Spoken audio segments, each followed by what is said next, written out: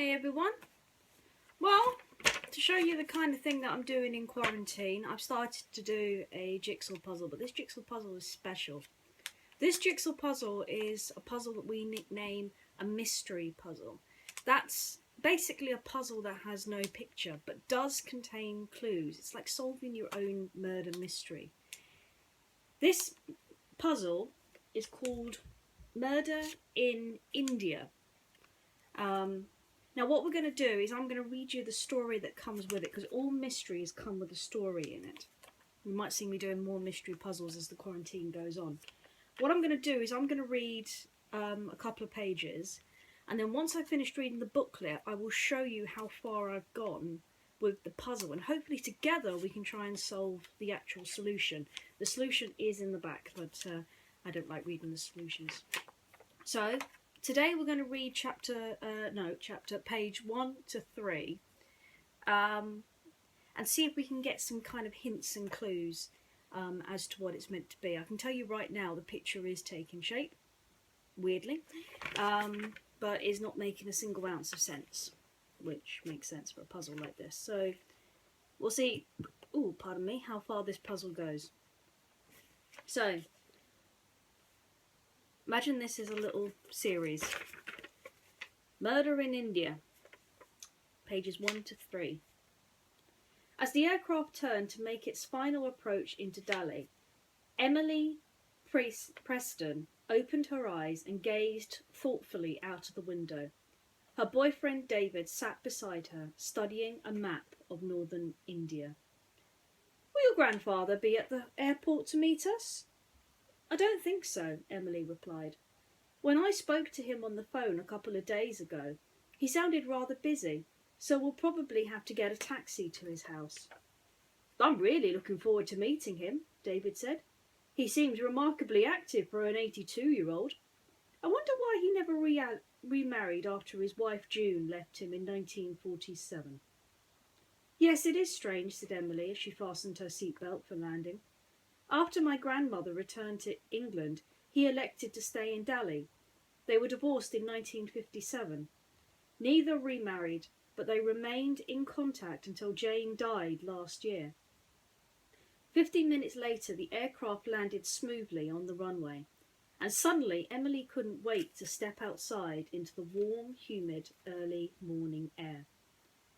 The taxi ride to Colonel William Preston's house took about 20 minutes, and as it turned into the driveway, he appeared at the front door to greet them. "Hello, Gramps," Emily shouted as she hurled herself out of the taxi. She'd always called him by that name since she was a little girl. "Emily, darling, it's so good to see you," the colonel replied. "And you must be David," he added, turning to the handsome young man standing beside her. "I'm pleased to meet you, sir," David replied. "We have both been looking forward to visiting you at your home in Delhi. I hope it won't be too much of an inconvenience having the two of us to stay." "Not at all," the colonel said. "Emily and I have a lot of news to catch up on, and it will be a nice change to have some young people in the house." After unpacking their suitcases, Emily and David had a short rest before taking in a quick tour of the old city, which included a visit to the Red Fort overlooking the river Ganga. I may have said that wrong, I apologise. That evening at dinner, the colonel turned to Emily and said, "Now I would like to see if you and David can solve the mystery surrounding the deserted city of Fatehpur Sikri." Again, I may have said that wrong. "What do you mean, Gramps?" said Emily, with a quizzical look on her face.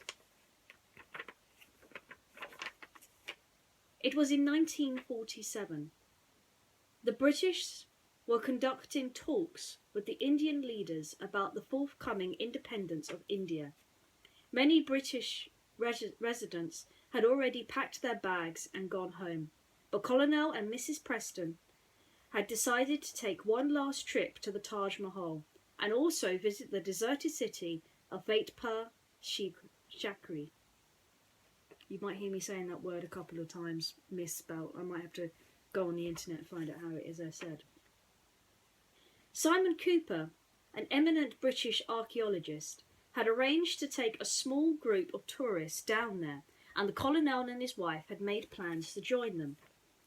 They were about to celebrate their 10th wedding anniversary, but their wedding had been going through a rocky patch, and they had decided a short break would do them both good.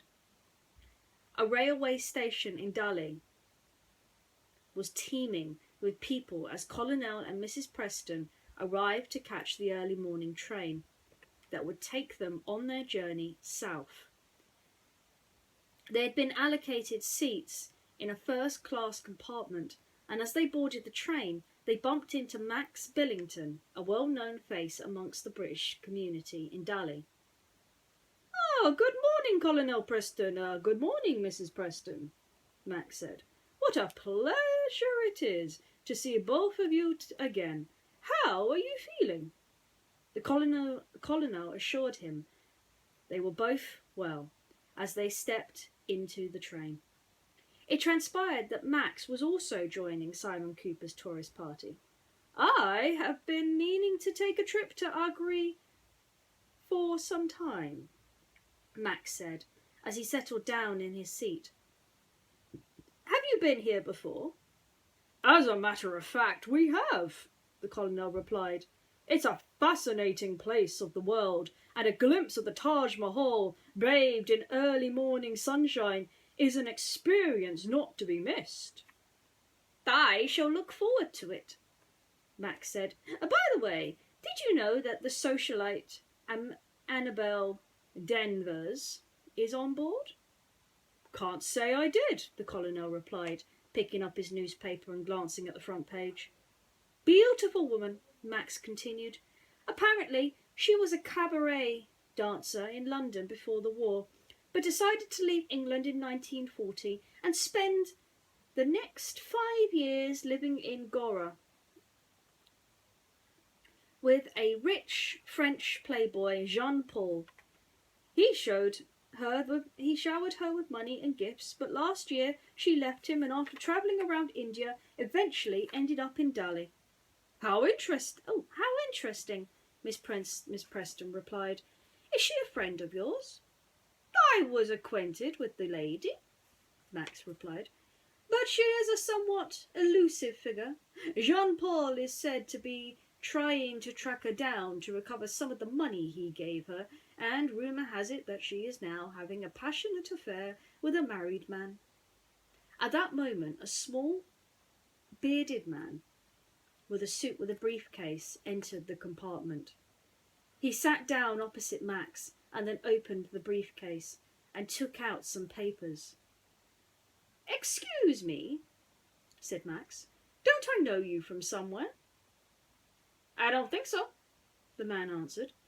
"But you may have seen my picture in the Delhi Times this week. My name is Simon Cooper. I am an archaeologist." "Ah, yes, of course," Max replied. "Allow me to introduce myself. Max Billington is the name, together with these two people, Colonel and Mrs. Preston. I am booked to join your tour party in Agra." "Pleased to meet you all," Simon said. "I am just making a last-minute check on our itinerary. We have a busy few days ahead of us." "We are looking forward to it immensely," the colonel said. It's becoming rather hot in here," said Mrs. Preston. "I wouldn't mind going to the dining car for a drink." "Good idea," the colonel replied. "I was just thinking the same thing myself." Once out in the corridor, Mrs. Preston said to her husband, "I don't trust that Mr. Billington. What is the betting he makes a play for Annabelle Danvers and her money at the first available opportunity?" "You might be right," he replied. As they walked to the dining car, they passed the compartment where a beautiful, dark-haired woman sat on her own. She glanced up at them as they passed by, and Mrs. Preston noticed she was wearing an exquisite pair of diamond earrings. After glancing up briefly, the woman's eyes settled on Colonel Preston, and as they did so, his wife could have sworn she saw a look of recognition flicker across the woman's face. She turned to look at her husband, but he was staring straight ahead. When they arrived at the hotel later that day, the colonel was intrigued to see that Mrs. Denford was also a guest. She was registered in room 208, just along the corridor from the second floor suite that he and his wife were occupying. Well, we've already been introduced to at least 5, possibly even 6 characters. Simon Cooper, Colonel and Mrs. Preston, Max Billington, and the mysterious, possibly even Jean-Paul, her ex-husband, but also the mysterious, I'm trying to find her name. I need to start making notes of this. I can't find it. Oh, Annabelle Denvers. And whoever this mysterious woman is seems to be in a perfect normal situation, kind of like the Orient Express. But this is only page 3 of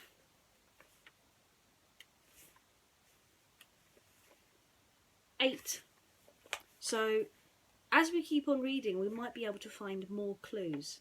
Now, if you've spotted anything, or keeping a note of everything that I'm saying, and write a comment below if you want me to reassure, or even if you want to double check a fact that I have already read, and keep up with the story. Something tells me this is going to be great. And don't forget, the puzzle is being done in the meantime, so it's possible that there's a little clue in the actual puzzle itself. Until then, I'm going to keep the mystery as it is, and I'll see you real soon for pages 4 to 6. Catch you later, guys.